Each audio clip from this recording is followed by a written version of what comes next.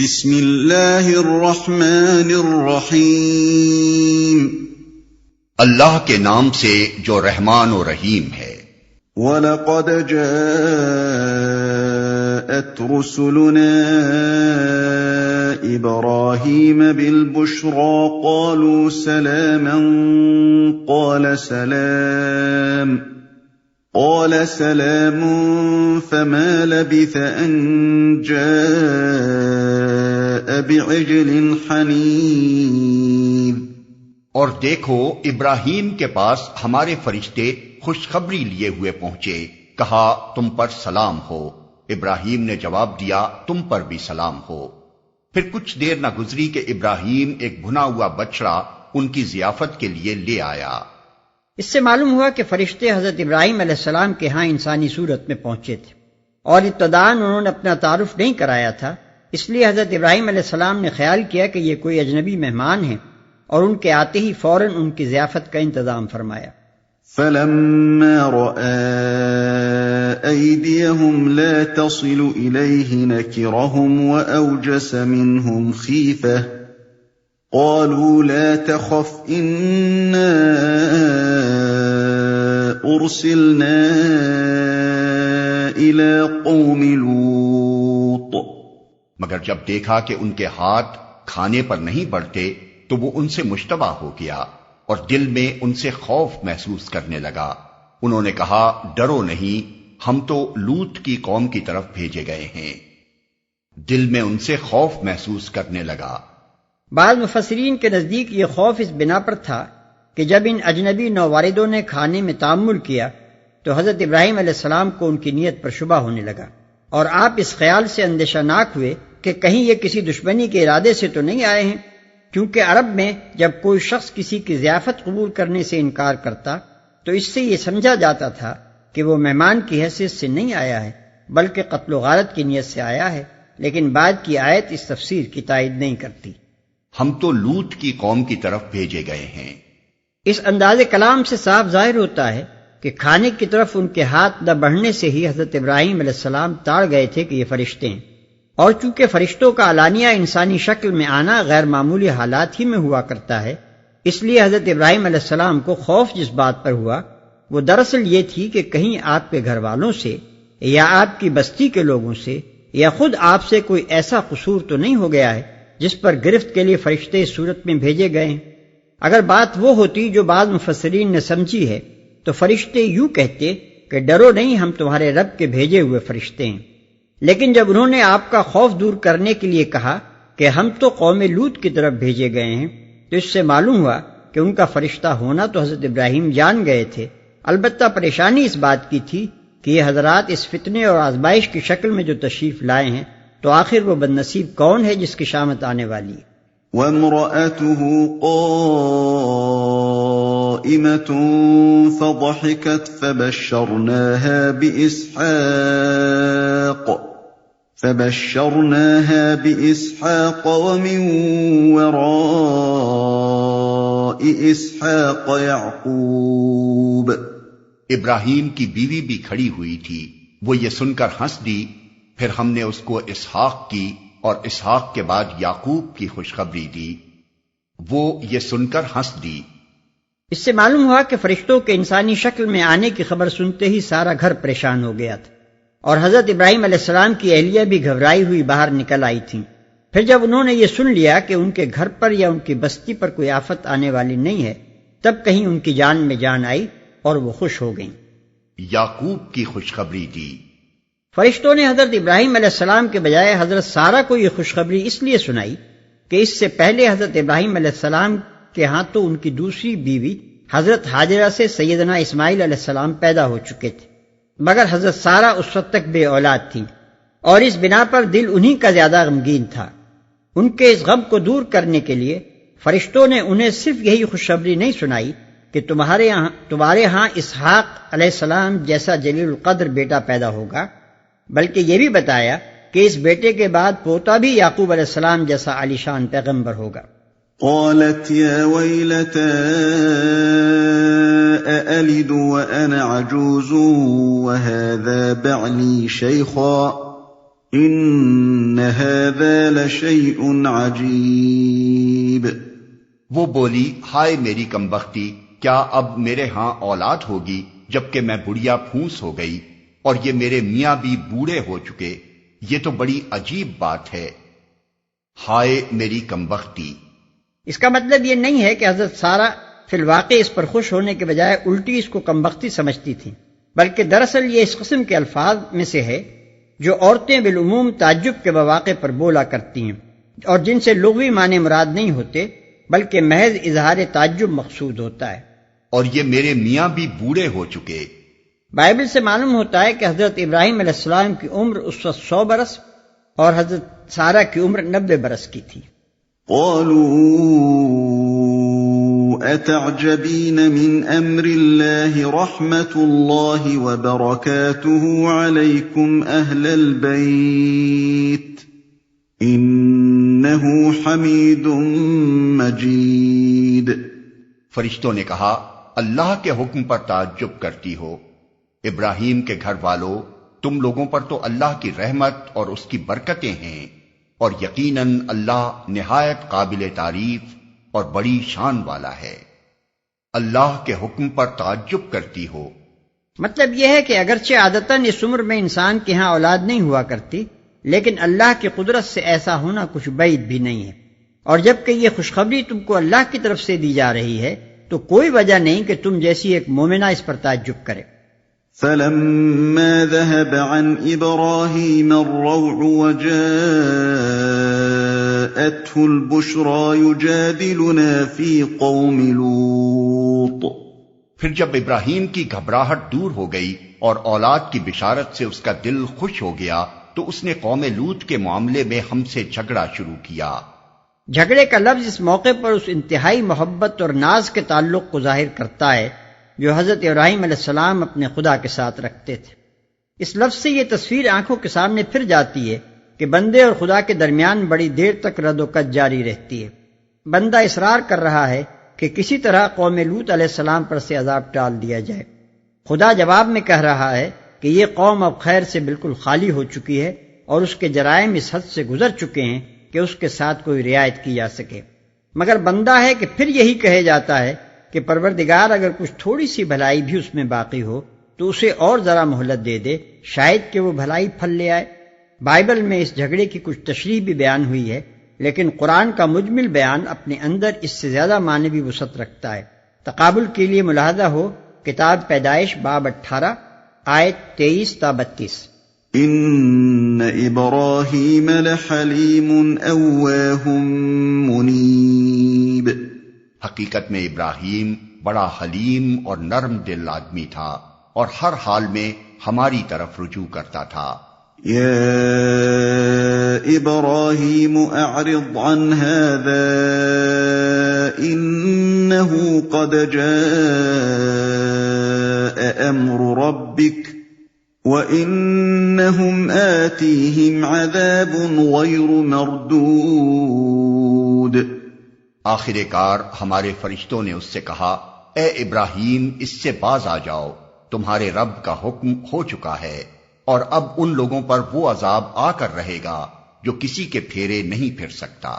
اس سلسلہ بیان میں حضرت ابراہیم علیہ السلام کا یہ واقعہ خصوصاً قوم لوط علیہ السلام کے قصے کی تمہید کے طور پر بظاہر کچھ بے جوڑ سا محسوس ہوتا ہے، مگر حقیقت میں یہ اس مقصد کے لحاظ سے نہایت برمحل ہے جس کے لیے پچھلی تاریخ کے یہ واقعات یہاں بیان کیے جا رہے ہیں.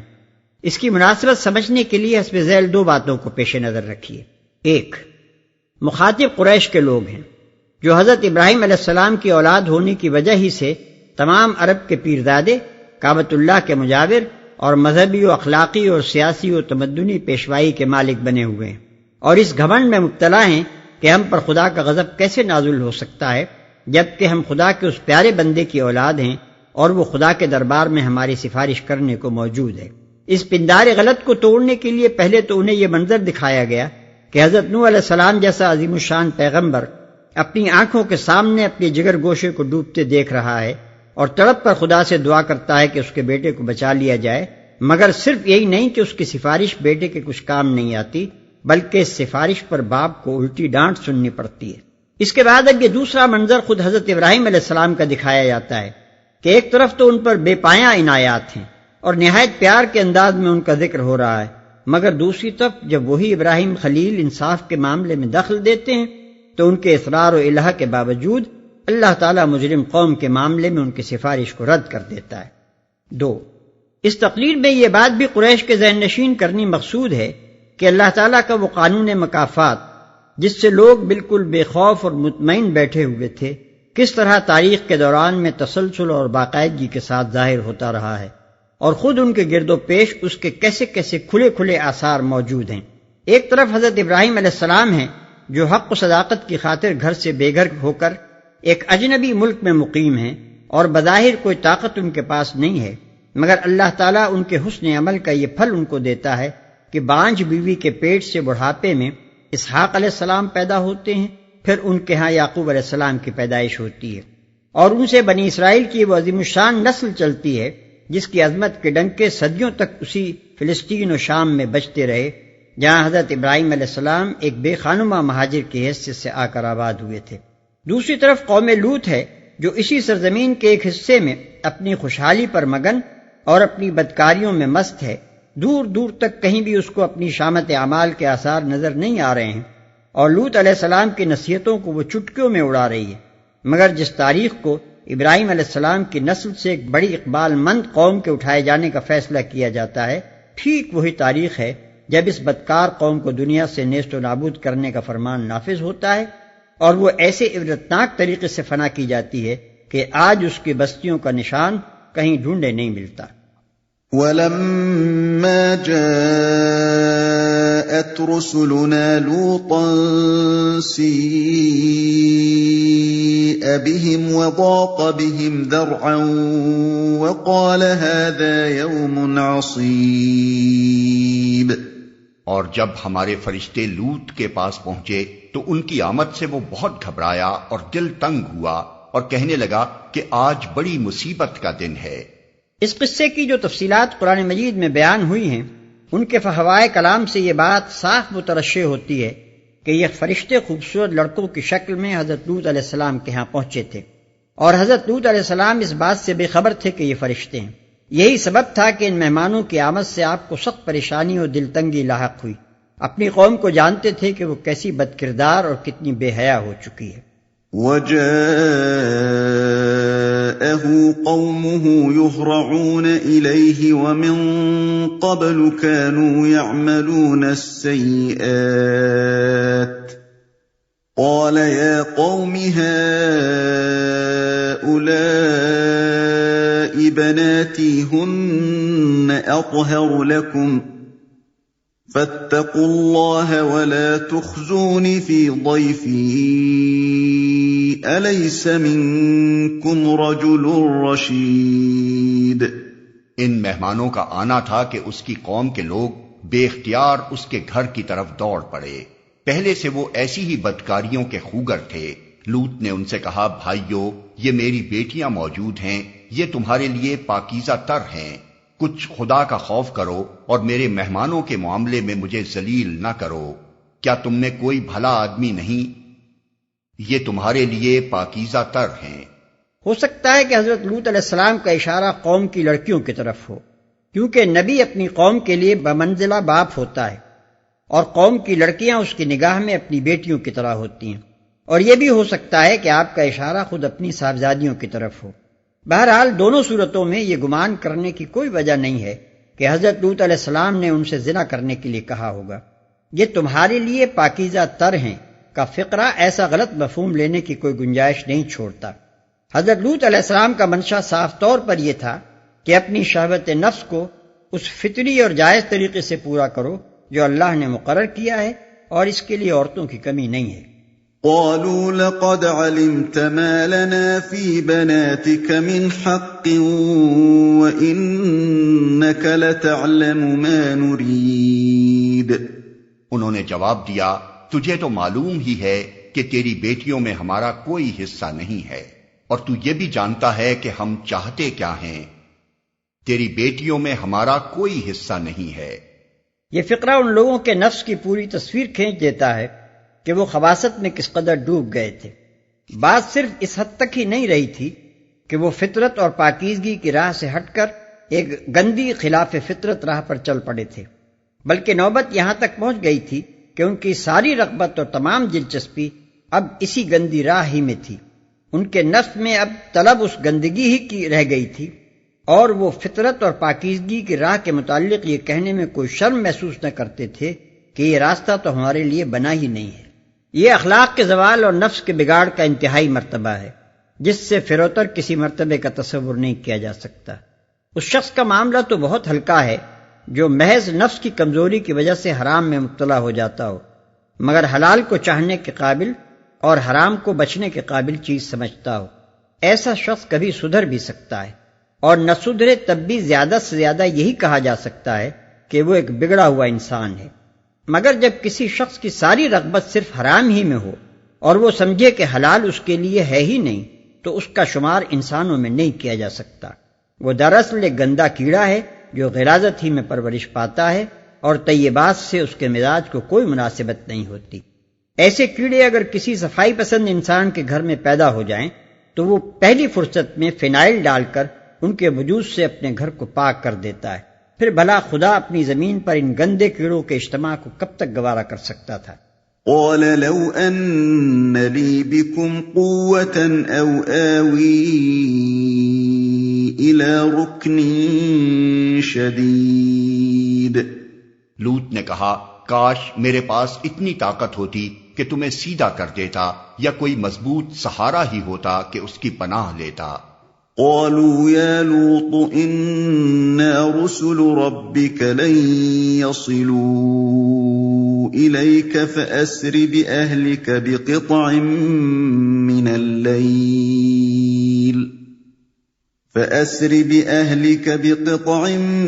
من الليل ولا يلتفت منكم أحد إلا امرأتك إنه مصيبها ما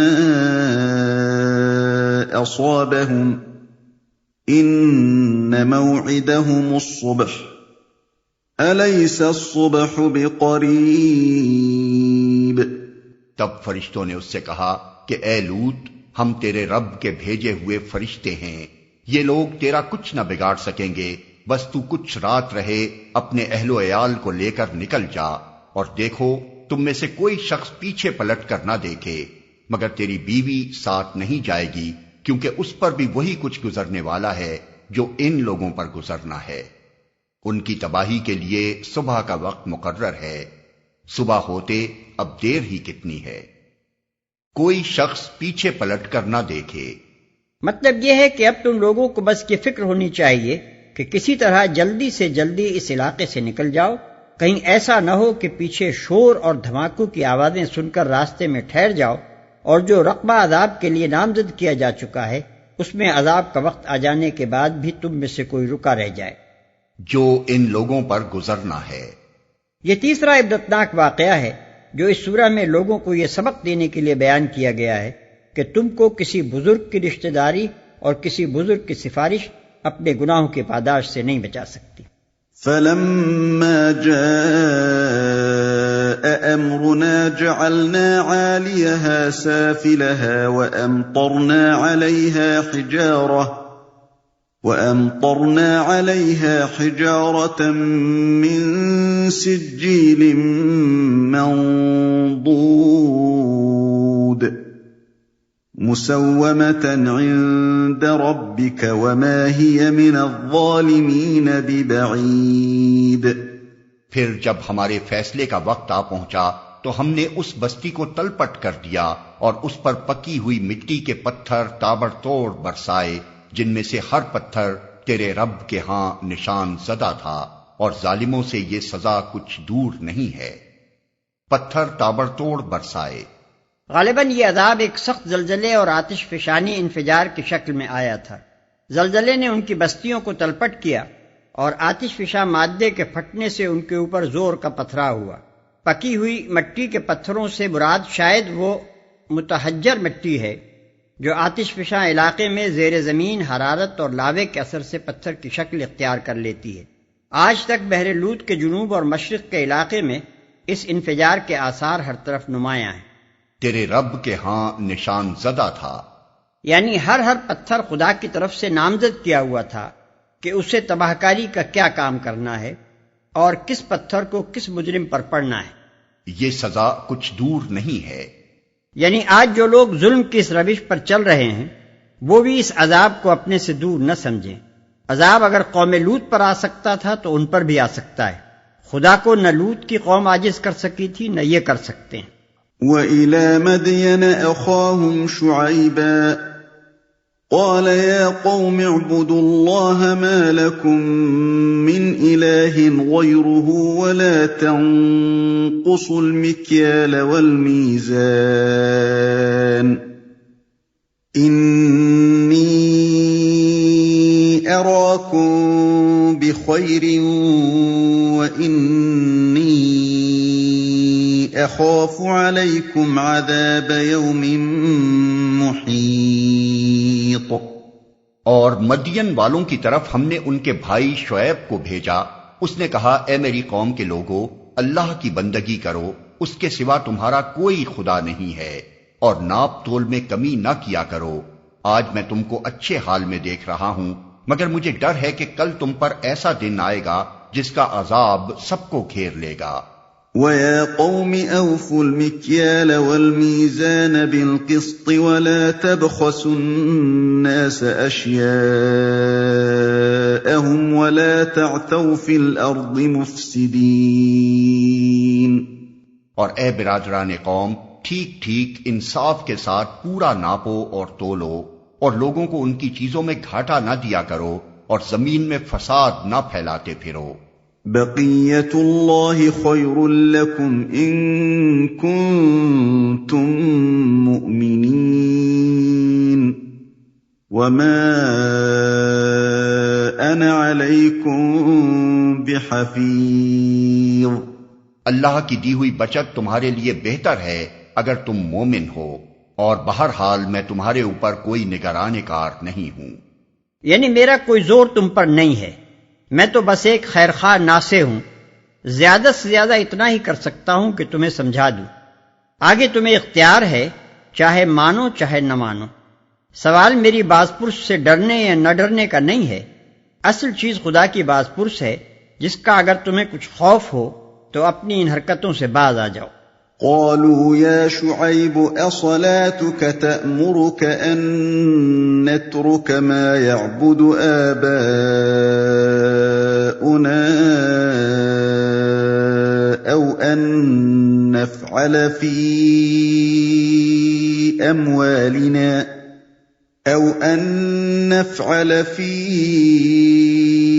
أموالنا ما نشاء إنك لأنت الحليم الرشيد۔ انہوں نے جواب دیا، اے شعیب، کیا تیری نماز تجھے یہ سکھاتی ہے کہ ہم ان سارے معبودوں کو چھوڑ دیں جن کی پرستش ہمارے باپ دادا کرتے تھے، یا یہ کہ ہم کو اپنے مال میں اپنے منشا کے مطابق تصرف کرنے کا اختیار نہ ہو؟ بس تو ہی تو ایک عالی ظرف اور راست باز آدمی رہ گیا ہے۔ کیا تیری نماز تجھے یہ سکھاتی ہے؟ یہ دراصل ایک تان آمیز فقرہ ہے جس کی روح آج بھی آپ ہر اس سوسائٹی میں موجود پائیں گے جو خدا سے غافل اور فسق و فجور میں ڈوبی ہوئی ہو۔ چونکہ نماز دینداری کا سب سے پہلا اور سب سے زیادہ نمایاں مظہر ہے، اور دینداری کو فاسق و فاجر لوگ ایک خطرناک بلکہ سب سے زیادہ خطرناک مرض سمجھتے ہیں، اس لیے نماز ایسے لوگوں کی سوسائٹی میں عبادت کے بجائے علامت برس شمار ہوتی ہے۔ کسی شخص کو اپنے درمیان نماز پڑھتے دیکھ کر انہیں فوراً یہ احساس ہو جاتا ہے کہ اس شخص پر مرض دینداری کا حملہ ہو گیا ہے۔ پھر یہ لوگ دینداری کی اس خاصیت کو بھی جانتے ہیں کہ یہ جس شخص کے اندر پیدا ہو جاتی ہے وہ صرف اپنے حسن عمل پر قانع نہیں رہتا بلکہ دوسروں کو بھی درست کرنے کی کوشش کرتا ہے، اور بے دینی و بد اخلاقی پر تنقید کیے بغیر اس سے رہا نہیں جاتا۔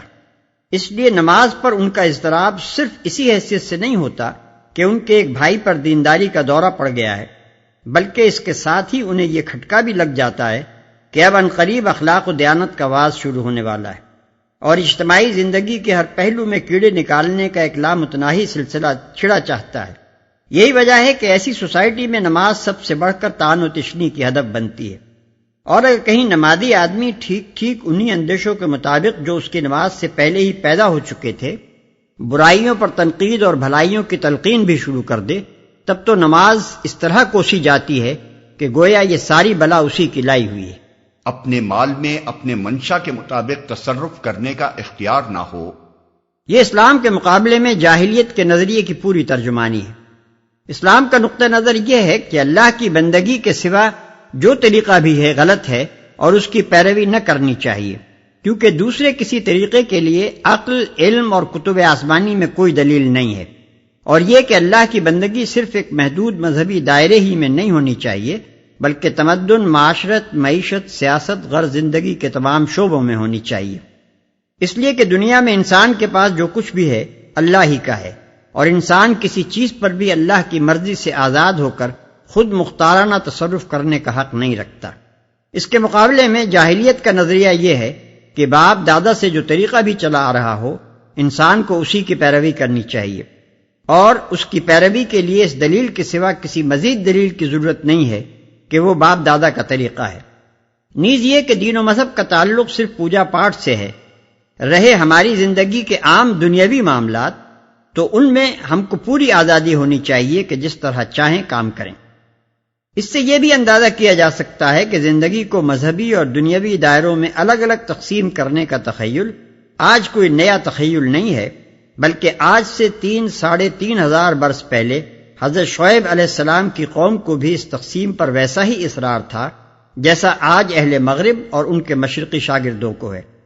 یہ فی الحقیقت کوئی نئی روشنی نہیں ہے جو انسان کو آج ذہنی ارتقاء کی بدولت نصیب ہو گئی ہو، بلکہ یہ وہی پرانی تاریخ خیالی ہے جو ہزارہا برس پہلے کی جاہلیت میں بھی اسی شان سے پائی جاتی تھی، اور اس کے خلاف اسلام کی کشمکش بھی آج کی نہیں ہے، بہت قدیم ہے۔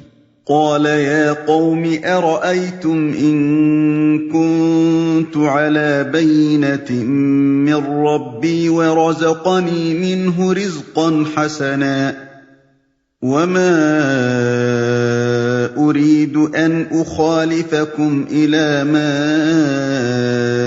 أنهاكم عنه إن أريد إلا الإصلاح ما استطعت وما توفيقي إلا بالله عليه توكلت وإليه أنيب۔ شعیب نے کہا، بھائیو تم خود ہی سوچو، اگر میں اپنے رب کی طرف سے ایک کھلی شہادت پر تھا اور پھر اس نے اپنے ہاں سے مجھ کو اچھا رزق بھی عطا کیا تو اس کے بعد میں تمہاری گمراہیوں اور حرام خوریوں میں تمہارا شریک حال کیسے ہو سکتا ہوں؟ اور میں ہرگز یہ نہیں چاہتا کہ جن باتوں سے میں تم کو روکتا ہوں ان کا خود ارتکاب کروں، میں تو اصلاح کرنا چاہتا ہوں جہاں تک بھی میرا بس چلے، اور یہ جو کچھ میں کرنا چاہتا ہوں اس کا سارا انحصار اللہ کی توفیق پر ہے، اسی پر میں نے بھروسہ کیا اور ہر معاملے میں اسی کی طرف میں رجوع کرتا ہوں۔ مجھ کو اچھا رزق بھی عطا کیا۔ رزق کا لفظ یہاں دوہرے معنی دے رہا ہے۔ اس کے ایک معنی تو علم حق کے ہیں جو اللہ تعالیٰ کی طرف سے بخشا گیا ہو، اور دوسرے معنی وہی ہیں جو بالعموم اس لفظ سے سمجھے جاتے ہیں، یعنی وہ ذرائع جو زندگی بسر کرنے کے لیے اللہ تعالیٰ اپنے بندوں کو دیتا ہے۔ پہلے معنی کے لحاظ سے یہ آیت اسی مضمون کو ادا کر رہی ہے جو اس سورہ میں محمد صلی اللہ علیہ وسلم، نوح علیہ السلام اور صالح علیہ السلام کی زبان سے ادا ہوتا چلا آیا ہے کہ نبوت سے پہلے بھی میں اپنے رب کی طرف سے حق کی کھلی کھلی شہادت اپنے نفس میں اور کائنات کے آثار میں پا رہا تھا، اور اس کے بعد میرے رب نے براہ راست علم حق بھی مجھے دے دیا۔ اب میرے لیے یہ کس طرح ممکن ہے کہ جان بوجھ کر ان گمراہیوں اور بد اخلاقیوں میں تمہارا ساتھ دوں جن میں تم مبتلا ہو؟ اور دوسرے معنی کے لحاظ سے یہ آیت اس طعنے کا جواب ہے جو ان لوگوں نے حضرت شعیب علیہ السلام کو دیا تھا کہ بس تم ہی تو ایک عالی ظرف اور راست باز آدمی رہ گئے ہو۔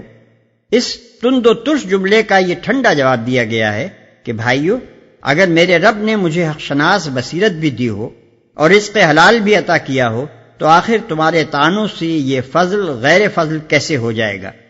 آخر میرے لیے یہ کس طرح جائز ہو سکتا ہے کہ جب خدا نے مجھ پر یہ فضل کیا ہے تو میں تمہاری گمراہیوں اور حرام خوریوں کو حق اور حلال کہہ کر اس کی ناشکری کروں؟ جن باتوں سے میں تم کو روکتا ہوں ان کا خود ارتکاب کروں؟ یعنی میری سچائی کا تم اس بات سے اندازہ کر سکتے ہو کہ جو کچھ دوسروں سے کہتا ہوں اسی پر خود عمل کرتا ہوں۔ اگر میں تم کو غیر اللہ کے آستانوں سے روکتا اور خود کسی آستانے کا مجاور بن بیٹھا ہوتا تو بلا شبہ تم یہ کہہ سکتے تھے کہ اپنی پیری چمکانے کے لیے دوسری دکانوں کی ساکھ بگاڑنا چاہتا ہے۔ اگر میں تم کو حرام کے مال کھانے سے منع کرتا اور خود اپنے کاروبار میں بے ایمانیاں کر رہا ہوتا تو ضرور تم یہ شبہ کر سکتے تھے کہ میں اپنی ساکھ جمانے کے لیے ایمانداری کا ڈھول پیٹ رہا ہوں، لیکن تم دیکھتے ہو کہ میں خود ان برائیوں سے بچتا ہوں جن سے تم کو منع کرتا ہوں۔ میری اپنی زندگی ان دھبوں سے پاک ہے جن سے تمہیں پاک دیکھنا چاہتا ہوں۔ میں نے اپنے لیے بھی اسی طریقے کو پسند کیا ہے جس کی تمہیں دعوت دے رہا ہوں۔ یہ چیز اس بات کی شہادت کے لیے کافی ہے کہ میں اپنی اس دعوت میں صادق ہوں۔ وَيَا قَوْمِ لَا يَجْرِمَنَّكُمْ شِقَاقِي أَن يُصِيبَكُم مِّثْلُ مَا أَصَابَ قَوْمَ نُوحٍ أَوْ قَوْمَ هُودٍ أَوْ قَوْمَ صَالِحٍ وَمَا قَوْمُ لُوطٍ مِّنكُم بِبَعِيدٍ۔ اور اے برادران قوم، میرے خلاف تمہاری ہٹ دھرمی کہیں یہ نوبت نہ پہنچا دے کہ آخر کار تم پر بھی وہی عذاب آ کر رہے جو نوح یا ہود یا صالح کی قوم پر آیا تھا، اور لوط کی قوم تو تم سے کچھ زیادہ دور بھی نہیں ہے۔ یعنی قوم لوط کا واقعہ تو ابھی تازہ ہی ہے اور تمہارے قریب ہی کے علاقے میں پیش آ چکا ہے۔ غالباً اس وقت قوم لوط کی تباہی پر 600-700 برس سے زیادہ نہ گزرے تھے، اور جغرافی حیثیت سے بھی قوم شعیب کا ملک اس علاقے سے بالکل متصل واقع تھا جہاں قوم لوط رہتی تھی۔ وَاسْتَغْفِرُوا رَبَّكُمْ ثُمَّ تُوبُوا إِلَيْهِ إِنَّ رَبِّي رَحِيمٌ وَدُودٌ۔ دیکھو، اپنے رب سے معافی مانگو اور اس کی طرف پلٹ آؤ، بے شک میرا رب رحیم ہے اور اپنی مخلوق سے محبت رکھتا ہے۔ یعنی اللہ تعالیٰ سنگدل اور بے رحم نہیں ہے، اس کو اپنی مخلوقات سے کوئی دشمنی نہیں ہے کہ خوامخواہ سزا دینے ہی کو اس کا جی چاہے اور اپنے بندوں کو مار مار کر ہی وہ خوش ہو۔ تم لوگ اپنی سرکشیوں میں جب حد سے گزر جاتے ہو اور کسی طرح فساد پھیلانے سے باز ہی نہیں آتے، تب وہ بادل ناخواستہ تمہیں سزا دیتا ہے، ورنہ اس کا حال تو یہ ہے کہ تم خواہ کتنے ہی قصور کر چکے ہو، جب بھی اپنے افعال پر نادم ہو کر اس کی طرف پلٹو گے اس کے دامن رحمت کو اپنے لیے وسیع پاؤ گے، کیونکہ اپنی پیدا کی ہوئی مخلوق سے وہ بے پایاں محبت رکھتا ہے۔ اس مضمون کو نبی صلی اللہ علیہ وسلم نے دو نہایت لطیف مثالوں سے واضح فرمایا ہے۔ ایک مثال تو آپ نے یہ دی ہے کہ اگر تم میں سے کسی شخص کا اونٹ ایک بے آب و گیاہ صحرا میں کھویا گیا ہو اور اس کے کھانے پینے کا سامان بھی اسی اونٹ پر ہو، اور وہ شخص اس کو ڈھونڈ ڈھونڈ کر مایوس ہو چکا ہو، یہاں تک کہ زندگی سے بے آس ہو کر ایک درخت کے نیچے لیٹ گیا ہو، اور عین اس حالت میں یکایک وہ دیکھے کہ اس کا اونٹ سامنے کھڑا ہے، تو اس وقت جیسی کچھ خوشی اس کو ہوگی، اس سے بہت زیادہ خوشی اللہ کو اپنے بھٹکے ہوئے بندے کے پلٹ آنے سے ہوتی ہے۔ دوسری مثال اس سے بھی زیادہ مؤثر ہے۔ حضرت عمر رضی اللہ عنہ فرماتے ہیں کہ ایک دفعہ نبی صلی اللہ علیہ وسلم کی خدمت میں کچھ جنگی قیدی گرفتار ہو کر آئے۔ ان میں ایک عورت بھی تھی جس کا شیر خوار بچہ چھوٹ گیا تھا، اور وہ مامتا کی ماری ایسی بے چین تھی کہ جس بچے کو پا لیتی اسے چھاتی سے چمٹا کر دودھ پلانے لگتی تھی۔ نبی صلی اللہ علیہ وسلم نے اس کا حال دیکھ کر ہم لوگوں سے پوچھا، کیا تم لوگ یہ توقع کر سکتے ہو کہ یہ ماں اپنے بچے کو خود اپنے ہاتھوں آگ میں پھینک دے گی؟ ہم نے عرض کیا، ہرگز نہیں، خود پھینکنا تو درکنار، وہ آپ گرتا ہو تو یہ اپنی حد تک اسے بچانے میں کوئی کسر اٹھا نہ رکھے گی۔ فرمایا، اللہ کا رحم اپنے بندوں پر اس سے بہت زیادہ ہے جو یہ عورت اپنے بچے کے لیے رکھتی ہے۔ اور ویسے بھی غور کرنے سے یہ بات بخوبی سمجھ میں آ سکتی ہے، وہ اللہ تعالیٰ ہی تو ہے جس نے بچوں کی پرورش کے لیے ماں باپ کے دل میں محبت پیدا کی ہے، ورنہ حقیقت یہ ہے کہ اگر خدا اس محبت کو پیدا نہ کرتا تو ماں اور باپ سے بڑھ کر بچوں کا کوئی دشمن نہ ہوتا، کیونکہ سب سے بڑھ کر وہ انہی کے لیے تکلیف دہ ہوتے ہیں۔ اب ہر شخص خود سمجھ سکتا ہے کہ جو خدا محبت مادری اور شفقت پدری کا خالق ہے، خود اس کے اندر اپنی مخلوق کے لیے کیسی کچھ محبت موجود ہوگی۔ قالوا يا شعيب ما نفقه كثيرا مما ما تقول وإنا لنراك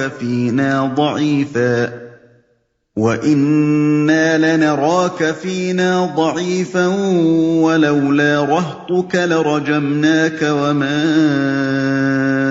أنت علينا بعزيز۔ انہوں نے جواب دیا، اے شعیب، تیری بہت سی باتیں تو ہماری سمجھ ہی میں نہیں آتی، اور ہم دیکھتے ہیں کہ تو ہمارے درمیان ایک بے زور آدمی ہے۔ تیری برادری نہ ہوتی تو ہم کبھی کا تجھے سنگسار کر چکے ہوتے۔ تیرا بلبوتا تو اتنا نہیں ہے کہ ہم پر بھاری ہو۔ تیری بہت سی باتیں تو ہماری سمجھ ہی میں نہیں آتی۔ یہ سمجھ میں نہ آنا کچھ اس بنا پر نہ تھا کہ حضرت شعیب علیہ السلام کسی غیر زبان میں کلام کرتے تھے، یا ان کی باتیں بہت مغلق اور پیچیدہ ہوتی تھیں۔ باتیں تو سب صاف اور سیدھی ہی تھیں اور اسی زبان میں کی جاتی تھیں جو یہ لوگ بولتے تھے، لیکن ان کے ذہن کا سانچہ اس قدر ٹیڑھا ہو چکا تھا کہ حضرت شعیب علیہ السلام کی سیدھی باتیں کسی طرح اس میں نہ اتر سکتی تھیں۔ قاعدے کی بات ہے کہ جو لوگ تعصبات اور خواہش نفس کی بندگی میں شدت کے ساتھ مبتلا ہوتے ہیں اور کسی خاص طرز خیال پر جامد ہو چکے ہوتے ہیں، وہ اول تو کوئی ایسی بات سن ہی نہیں سکتے جو ان کے خیالات سے مختلف ہو، اور اگر سن بھی لیں تو ان کی سمجھ میں نہیں آتا کہ یہ کس دنیا کی باتیں کی جا رہی ہیں۔ تیرا بلبوتا تو اتنا نہیں ہے کہ ہم پر بھاری ہو۔ یہ بات پیش نظر رہے کہ بعین ہی یہی صورتحال ان آیات کے نزول کے وقت مکے میں درپیش تھی۔ اس وقت قریش کے لوگ بھی اسی طرح محمد صلی اللہ علیہ وسلم کے خون کے پیاسے ہو رہے تھے اور چاہتے تھے کہ آپ کی زندگی کا خاتمہ کر دیں، لیکن صرف اس وجہ سے آپ پر ہاتھ ڈالتے ہوئے ڈرتے تھے کہ بنی ہاشم آپ کی پشت پر تھے۔ پس حضرت شعیب علیہ السلام اور ان کی قوم کا یہ قصہ ٹھیک ٹھیک قریش اور محمد صلی اللہ علیہ وسلم کے معاملے پر چسپاں کرتے ہوئے بیان کیا جا رہا ہے، اور آگے حضرت شعیب علیہ السلام کا جو انتہائی سبق آموز جواب نقل کیا گیا ہے اس کے اندر یہ معنی پوشیدہ ہیں کہ اے قریش کے لوگوں، تم کو بھی محمد صلی اللہ علیہ وسلم کی طرف سے یہی جواب ہے۔ قال يا قوم أرهطي أعز عليكم من الله واتخذتموه وراءكم ظهريا إن ربي بما تعملون محيط۔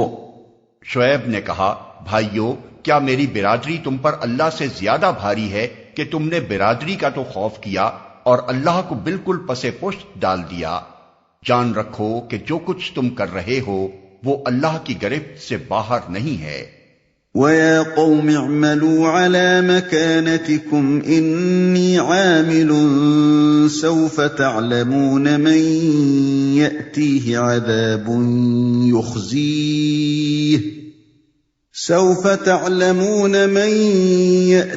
عَذَابٌ يُخْزِيهِ وَمَنْ هُوَ كَاذِبٌ وَارْتَقِبُوا إِنِّي مَعَكُمْ رَقِيبٌ۔ اے میری قوم کے لوگو، تم اپنے طریقے پر کام کیے جاؤ اور میں اپنے طریقے پر کرتا رہوں گا۔ جلدی ہی تمہیں معلوم ہو جائے گا کہ کس پر ذلت کا عذاب آتا ہے اور کون جھوٹا ہے۔ تم بھی انتظار کرو اور میں بھی تمہارے ساتھ چشم برا ہوں۔ وَلَمَّا جَاءَ أَمْرُنَا نَجَّيْنَا شُعَيْبًا وَالَّذِينَ آمَنُوا مَعَهُ بِرَحْمَةٍ مِنَّا وَأَخَذَتِ الَّذِينَ ظَلَمُوا الصَّيْحَةُ فَأَصْبَحُوا فِي دِيَارِهِمْ جَاثِمِينَ كَأَن لَّمْ يَغْنَوْا فِيهَا أَلَا بُعْدًا لِّمَدْيَنَ كَمَا بَعِدَتْ ثَمُودُ۔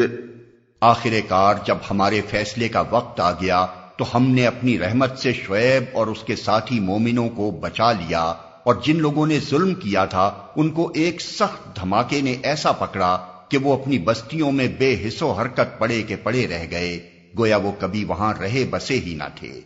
سنو، مدین والے بھی دور پھینک دیے گئے جس طرح سمود پھینکے گئے تھے۔